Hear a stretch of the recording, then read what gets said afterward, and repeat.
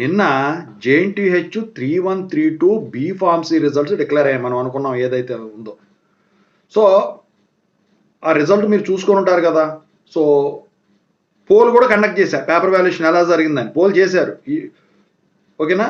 So ఆ pole ఎలా ఉంది, సో మీరు పాస్ అయ్యారు లేదా, ఇప్పుడు ఇక నెక్స్ట్ 2122 బి ఫార్మసీ రిజల్ట్స్ ఎప్పుడు, సో దాని గురించి మనం మాట్లాడుకుందాము. ఇక మళ్ళీ 3132 బి ఫార్మసీ ఎగ్జామ్స్ ఎప్పుడు ఉంటాయి, సో దానికి సంబంధించిన వీడియో నేను ఆల్రెడీ పెట్టేశాను, మీరు చూడనట్టయితే చూసుకోండి. ఓకేనా.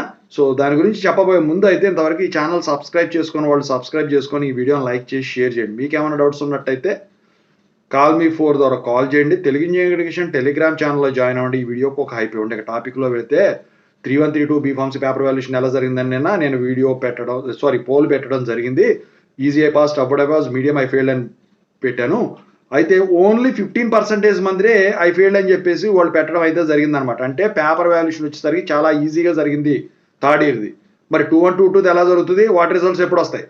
సో 2122 బి ఫార్మసీ వచ్చేసరికి మ్యాథమెటిక్స్ సబ్జెక్ట్ కనుక మీకు ఉన్నట్టయితే అదొక్కటే కొంచెం టఫ్గా జరుగుతాయి, మిగతా అన్నీ కూడా సేమ్ ఇదే పందాన ఈజీగా జరుగుతాయి. అయితే ఈ రిజల్ట్స్ వచ్చేసరికి నెక్స్ట్ వీక్ డిక్లేర్ అయ్యేదానికి మ్యాక్సిమం ఛాన్సెస్ అయితే ఉన్నాయన్నమాట. అది కూడా రిజల్ట్స్ డిక్లేర్ అయిన తర్వాత వీడియో పెడతాను, పోల్ కూడా కండక్ట్ చేస్తాను. అయితే మీరు 3132 బి ఫార్మసీ సప్లీ ఎగ్జామ్స్ మళ్ళీ ఎప్పుడు ఉంటాయని చెప్పేసి ఒక వీడియో చేశాను. ఒకవేళ ఇంతవరకు చూడని వాళ్ళు ఎవరైనా ఉంటే జేఎన్టీ యూనివర్సిటీ ఛానల్ కాదు కానీ ఇందులోనే జేఎన్టీహెచ్ ఇంజనీరింగ్ ఎడ్యుకేషన్ దాంట్లోనే పెట్టినట్టున్నాను. ఒకవేళ చూడనట్టయితే చెప్పండి, నేను మళ్ళీ మీకు వీడియో చేస్తాను.